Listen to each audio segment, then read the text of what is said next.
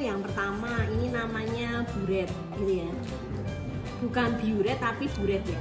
Buret, kemudian corong gelas, kemudian glass beaker, gelas ukur, kemudian Erlenmeyer dan pipet gitu ya.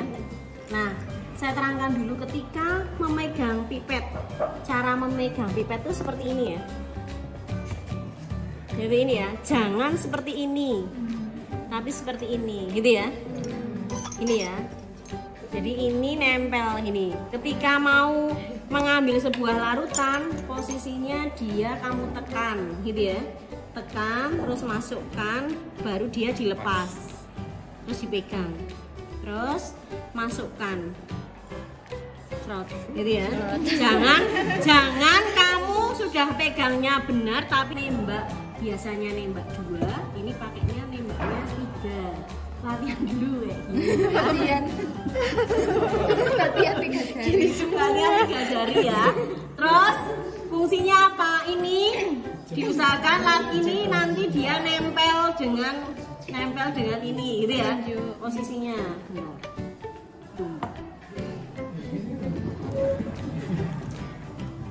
Ini yang katup ini, kan ini dia nempel di tengah, diusahakan nempel di tengah atau di pojok sini gitu ya. Jadi nanti posisinya begini. Enggak gatok. Itu ada yang pojok. Ini ya. Ini ya. Udah. Nah, ketika mau membuka, turunkan jempolnya, nekan ke bawah. Gitu ya. Gitu ya. Terus diusahakan ngalirnya per tetes, tidak per mili. Gitu ya. Terus tangannya posisi bawah tapi matanya ke atas. Kenapa? Untuk lihat berapa volumenya. Gitu ya. Paham? Ingat-ingat ya, posisinya seperti ini ya.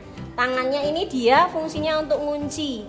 Yang jari manis untuk ngunci, jari tengahnya di bawah kran, jari telunjuknya di atas kran, jempolnya ngunci. Kenapa nggak gini? Gini nanti dia biasanya akan patah ini. Makanya posisinya harus latihan nembak dengan 3 jari ya. Gini kan ya. Terus kok misalnya Bu, ini kok saya kesulitan. Saya kesulitan, ini nggak bisa ditekan. Maka kamu buka krannya sedikit, kasih udara agar dia bisa masuk gitu ya. Jangan kamu gerak-gerakkannya gini, nanti ini juga mudah patah. Maka caranya gini, cara yang benar gitu ya. Terus diusahakan lurus dengan tubuh kita gitu ya. Paham? Terus, nah tangan kanan ngapain Bu? Tangan kanan pegang Erlenmeyer.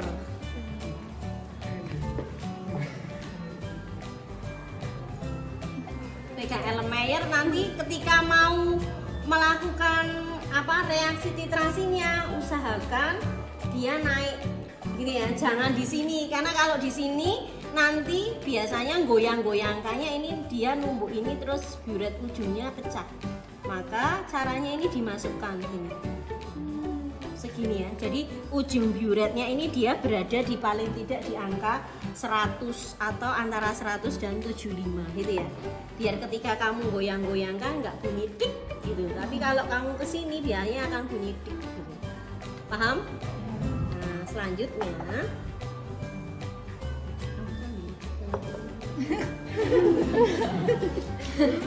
selanjutnya posisi kran. Kalau posisi krannya seperti ini berarti dia membuka, posisi krannya terbuka. Tapi kalau posisinya gini berarti kamu sedang menutup, gitu ya. Nah, untuk memasukkan terutama yang seukurannya Bu Anggra, itu berarti kamu harus menggunakan alat bantu. Makanya saya pilih yang kamu nanti ini diusahakan. Kenapa? Karena nanti untuk pembacaan skala kan nanti pasti kalau cairan ketika dia dimasukkan ke dalam tabung pasti dia akan membentuk cekungan gitu ya. Nah yang dipakai itu yang cekungannya yang bawah ini ya. Yang dibaca yang ini ya, bukan yang atas tapi yang bawah gitu ya. Nah terus karena ini saya baru pertama kali mau memasukkan cairan atau larutan ke dalam buret, ini saya beri dia agak penuh gitu ya. Fungsinya apa? Karena nanti tidak boleh ada udara yang berada dalam buret. Kenapa tidak boleh ada udara di dalam buret? Karena nanti akan mempengaruhi perhitungan gitu ya. Maka ini posisi tertutup.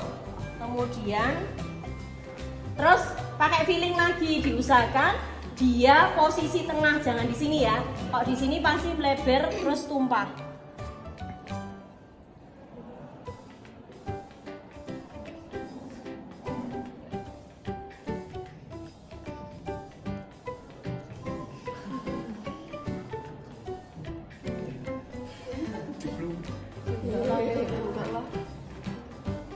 Ini saya agak penuh sedikit ya, karena saya mau membuat dia tidak ada gelembung udara.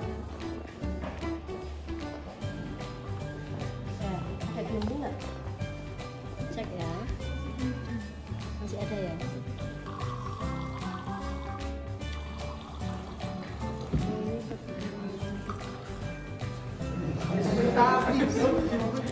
Ini ya, saya tak tambah lagi.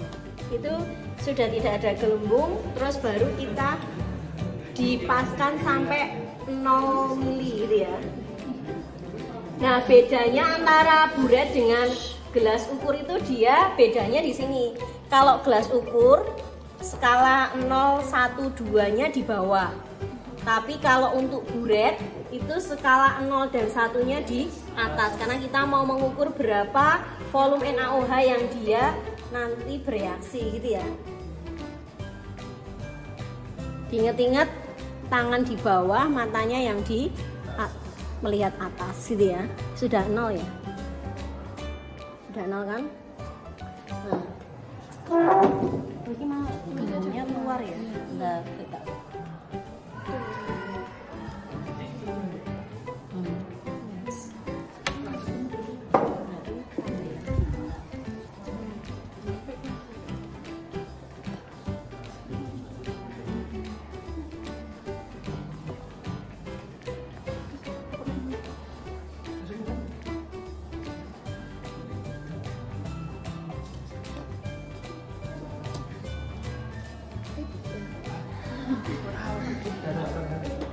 Udah ya, udah 0 ya. Terus selanjutnya kalau sudah, kita ambil Erlenmeyer gelas ukur gitu ya, kemudian larutan cuka. Nah, larutan cukanya kita ambil. Ini pada percobaan kali ini saya ambil 3 mili ya.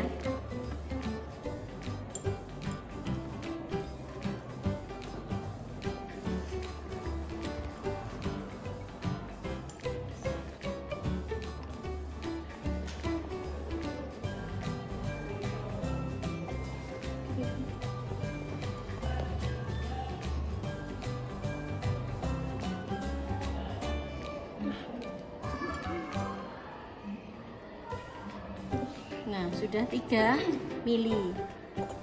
Terus ketika sudah 3 mili, masukkan ke Erlenmeyer kering ya. Pakai feeling ya, jangan sampai minggir-minggir tapi posisi dia di tengah. Ini ya. Jangan yuk model. Jangan yuk model ini di ini jangan ya. Tadi kan nggak ilmiah.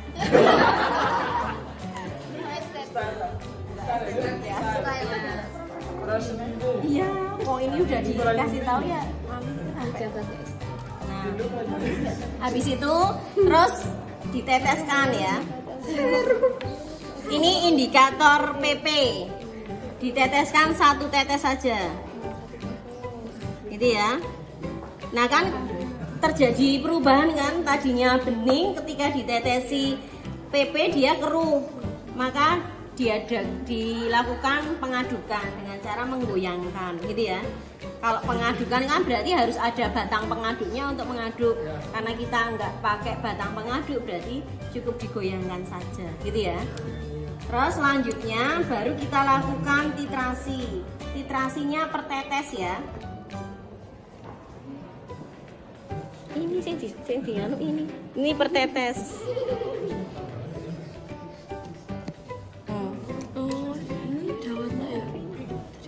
Dia sampai dia apa istilahnya berubah warna jadi pink seperti ini. Bagus lagi kalau pinknya itu dia tidak terlalu pink ya, jadi bening. Pinknya pink muda, paham? Nah kalau dia dari bening menjadi pink berarti dia sudah mengalami titik ekuivalen. Titik ekuivalen itu apa? Kondisi di mana mol asam sama dengan mol basa. Fungsinya untuk apa? Untuk mencari berapa konsentrasi dari cukanya. Asam cukanya itu konsentrasinya berapa? Itu pakainya titrasi gitu ya. Nah, sekarang rumusnya mol. Rumusnya mol apa? Rumusnya nggak panjang lah. Mol sama dengan basa. Berarti rumusnya mol molar M dikali dengan ini, dengan apa? Dengan volume. Gitu ya, V ya. M dikali V, M asam kali V asam dikali valensi sama dengan M basa dikali V basa kali valensi. Terus itu nanti ketemu konsentrasi cukanya. Sampai sini ada pertanyaan? Belum. Nah selanjutnya biasanya titrasi itu tidak hanya dilakukan 1 kali percobaan. Tadi dia bisa dilakukan 2-3 kali percobaan gitu ya. Maka kalau Erlenmeyernya ada 3 berarti kamu langsung lakukan percobaan yang kedua gitu ya. Kalau Erlenmeyernya hanya 1 berarti kamu harus membuang larutan ini gitu ya. Caranya gimana? Ya, caranya dibuang di wastafel. Nah, tapi ada langkahnya. Kamu nyalakan dulu krannya. Nah, nyalakan dulu krannya gitu ya. Kemudian encerkan dulu larutannya. Yang tadinya berwarna pink diusahakan dia jadi putih gitu ya. Artinya apa? Berarti konsentrasinya sudah menurun gitu ya. Terus baru dibuang. Dibuangnya tidak di keramiknya tapi langsung di salurannya gitu ya.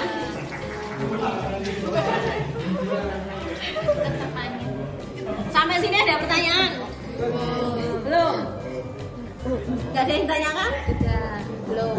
Kalau nggak ada saya lanjut ke percobaan yang kedua gitu ya.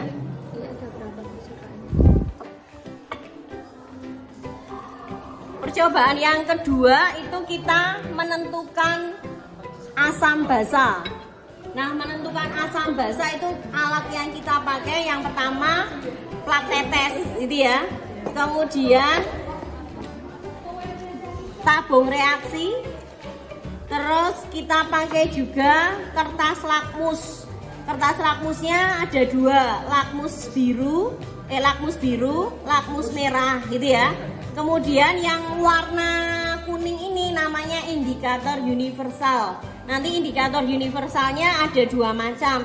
Ini yang model ini, yang kedua model yang ini, yang model plat. Nah nanti kalau yang ini, kalau pakai indikator ini berarti nanti pakai pengukuran perkiraan pH-nya itu pakainya yang ini, gitu ya. Kalau pakai kertas kuning berarti nanti pengukurannya, penyesuaian warnanya pakainya yang ini. Ada pertanyaan? Belum ya? Nah selanjutnya misalnya ada larutan A. Larutan A ini kita teteskan ke dalam plat tetes gitu ya, 3-5 tetes.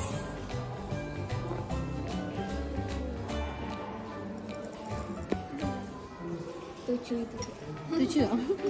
Iya. Terus kemudian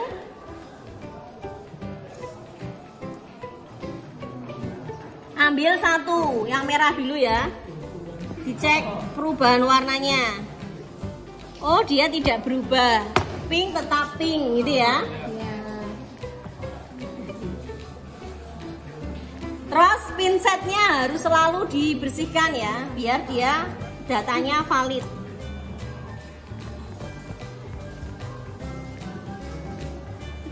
Terus biru.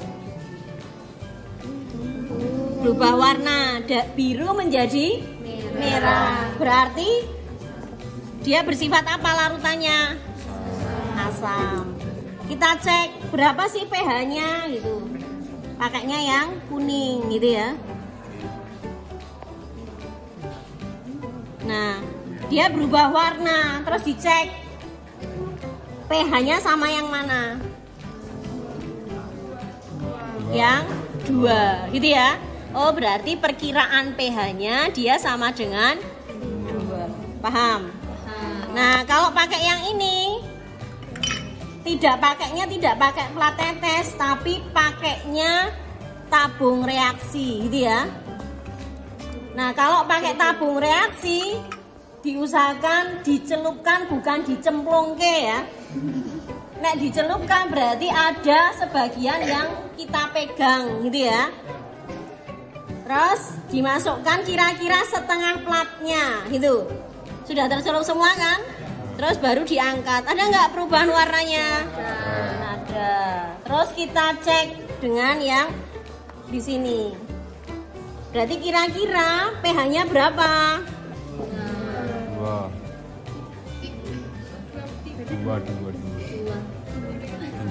Lebih kemana? Lebih ke antara 2 dan 3 gitu ya. Berarti kisaran pH-nya sekitar 2 sampai 3. Paham? Selanjutnya yang B. Larutan B ini kita juga ambil 5 tetes ya. Terus habis itu kita cek lagi seperti tadi, pakai lakmus biru dulu. Pakai biru dulu, dia tidak berubah warna gitu ya. Terus sekarang pakai yang merah. Ketika merah dia berubah jadi biru, berarti dia siapa? Siapa? Basah. Iya, basah. Terus kita cek berapa sih perkiraan pH-nya? Kita cek. Berubah warna gitu ya. Terus dicek sama dengan warna berapa? 10. Lebih 10. Mungkin lebih dari 10 ya. Terus kita cek pakai indikator yang ini, yang dia lebih banyak itu ya. Kita cek ya. Nah, terjadi perubahan warna? Terus kita cek kok ada birunya, berarti dia basah. Basah berarti kan pH-nya lebih dari 7, maka dibalik gitu ya. Sama dengan yang mana? Sama dengan yang mana? 13. Tadi kan dia lebih dari 10 gitu ya. Ini dia berapa? Antara 13 dan 14 ya. Gitu ya. Udah. Terus sekarang yang terakhir. Yang terakhir adalah yang C.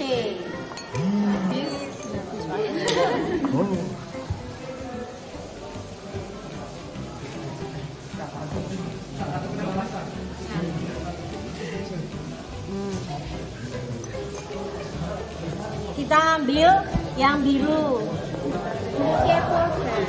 3 biru. Berubah warna enggak? Terus kuning, pink. P-nya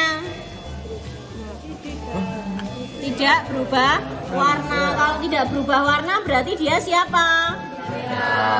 Dia netral, gitu ya.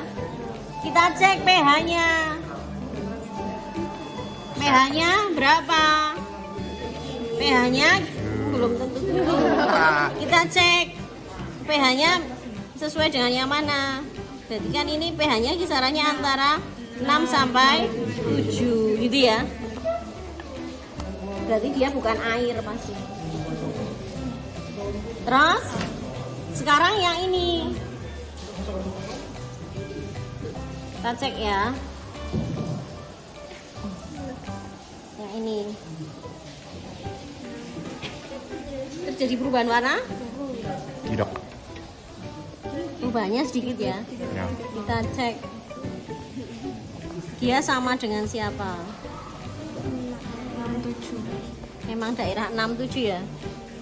Tapi belakangnya kok ini 5. Berarti ini ya 5 ke 6 ya. 5 ke 6. Nah pH-nya gini.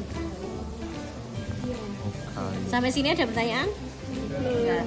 Terus, nah sekarang kalau yang tak tambahi yang hidrolisis. Hidrolisis itu misalnya kita asam dan basa ya.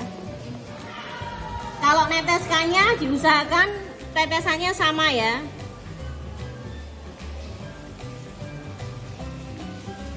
Misalnya 3, ini 3 tetes berarti yang basanya juga diusahakan 3 tetes.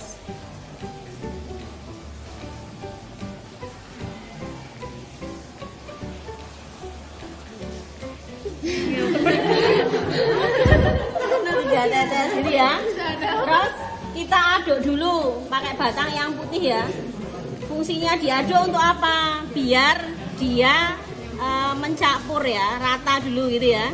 Terus kita cek tadi asam dan basa. Asam dan basa.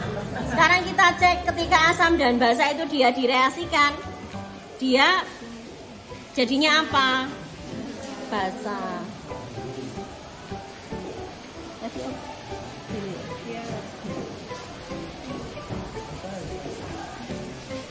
Berarti benar-benar basah gitu ya.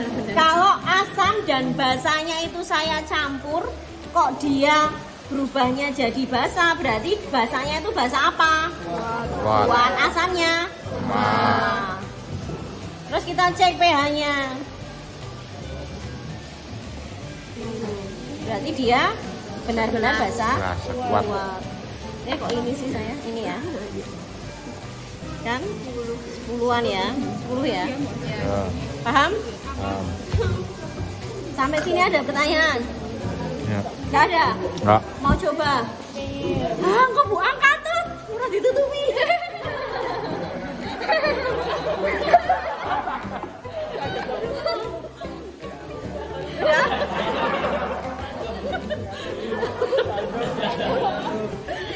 Mau coba nggak? Mau coba. Aku kan gini. Namanya ujian praktek itu akan dilaksanakan sendiri. Jadi besok kamu prakteknya ya sendiri, nggak berkelompok gitu ya.